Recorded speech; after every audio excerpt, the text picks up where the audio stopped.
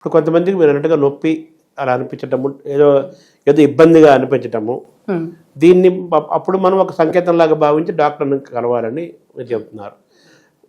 అలాగే కొంతమందికి ఆయాసం రావటము, అనీజీగా ఉండటము, మెట్లు ఎక్కితే ఆయాసం పడటము, లేకపోతే బాగా వేగంగా నడిస్తే ఇది అవ్వటము, దాన్ని ఎలా చూడాలి?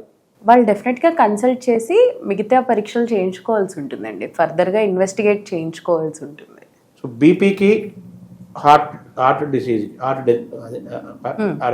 అనారోగ్యాలకి, షుగర్కి హార్ట్ అనారోగ్యం, ఆరోగ్యం పునః లింక్ ఏంటి?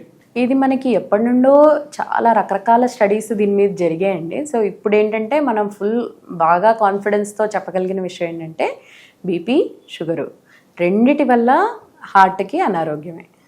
సో రెండు ఏమవుతాయంటే ఇండైరెక్ట్గా గుండె రక్తనాళాల మీద ఎఫెక్ట్ని చూపిస్తాయి, రెండు గుండె మజిల్ మీద కూడా ఎఫెక్ట్ చూపిస్తాయి.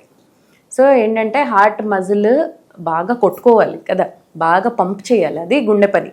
సో కొన్ని సంవత్సరాలుగా ఎక్కువ బీపీతో ఉన్నారు లేదా షుగర్ అన్కంట్రోల్డ్గా ఉంది అని అంటే ఈ రెండిటి మీద ఎఫెక్ట్ పడుతుంది, హార్ట్ పంపింగ్ కెపాసిటీ కూడా తగ్గుతుంది. సో దాన్ని మనం మెడికల్ పరిభాషలో అయితే లెఫ్ట్ వెంట్రిక్యులర్ ఫంక్షన్ అంటాం, సిస్టాలిక్ ఫంక్షన్ అంటాము.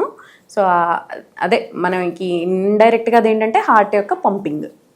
సో హార్ట్ యొక్క పంప్ చేసే కెపాసిటీ అనేది తగ్గుతుంది, అంటే బాగా గట్టిగా ఫోర్స్ఫుల్గా పంప్ చేయాల్సింది నెమ్మదిగా పంప్ చేయడం మొదలు పెడుతుంది. అది ఒకటైతే, రెండోది రక్తనాళాల్లో బ్లాక్స్ ఏర్పడడం. ఈ రెండు సమస్యలకి బీపీ, షుగరు ఇవి రెండు ముఖ్యమైన కారణాలు.